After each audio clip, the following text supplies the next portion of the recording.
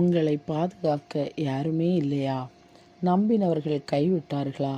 உங்களோடு கடைசி வரை இருப்பேன் என்றவர்கள் பாதியிலே விட்டுவிட்டு போய்விட்டார்களா?